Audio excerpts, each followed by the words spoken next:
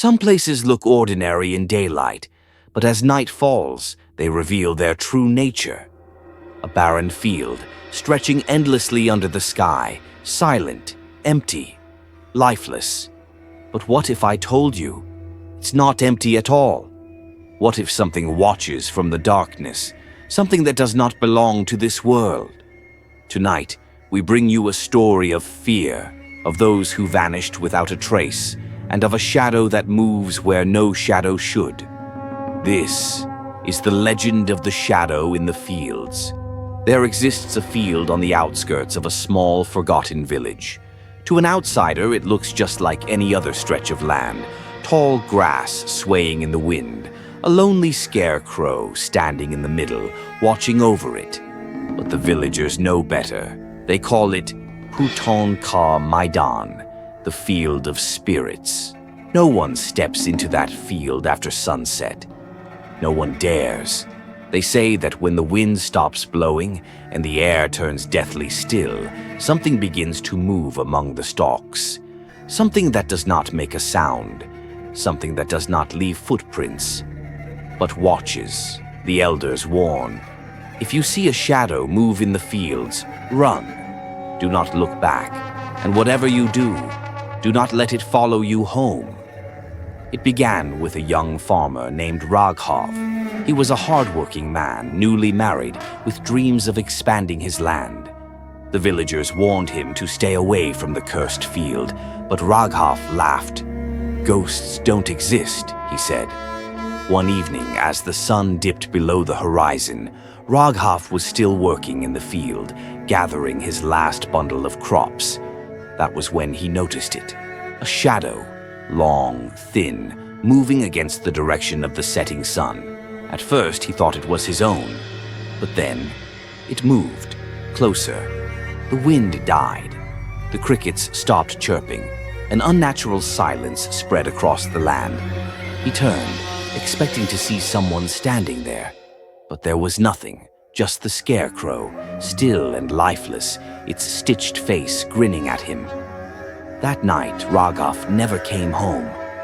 The villagers searched for him the next morning, but all they found were his tools lying in the dirt and his footprints leading into the field, none coming back out. Raghav was never seen again.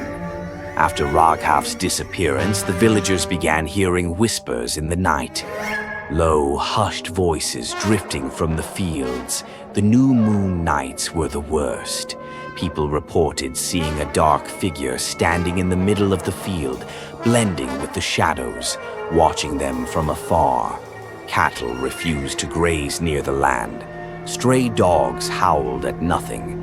And some nights, children woke up screaming, claiming they saw a tall, shadowy figure standing at their window, staring, waiting.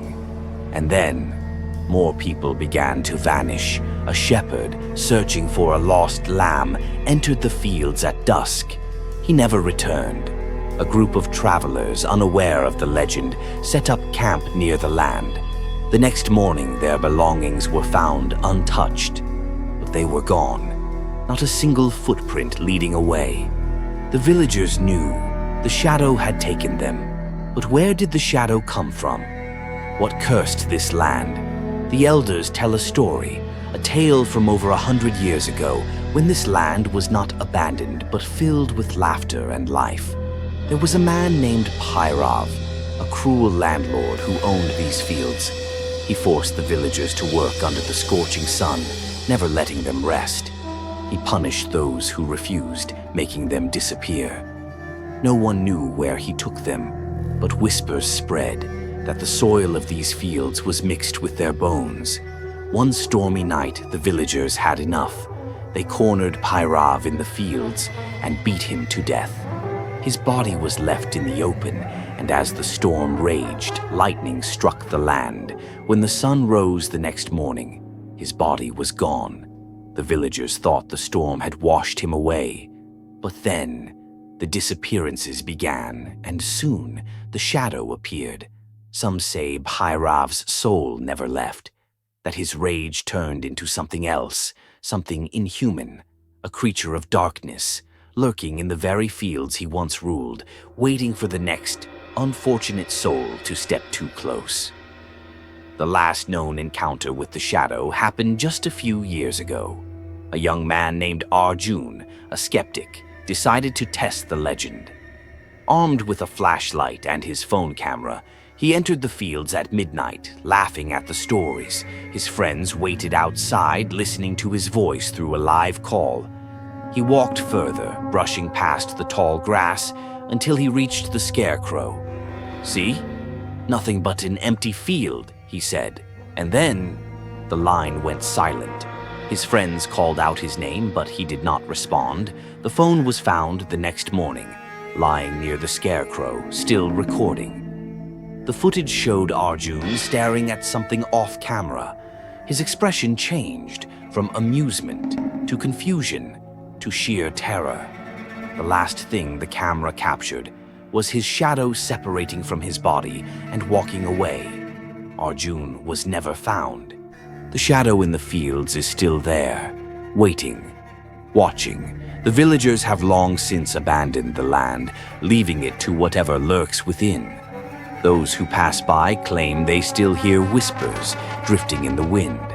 Some even say, if you stare at the scarecrow long enough, it moves. And if you ever find yourself walking near an empty field, if you feel the wind stop, if the silence becomes deafening, leave immediately, because if you see a shadow move where it shouldn't, it's already too late. Run.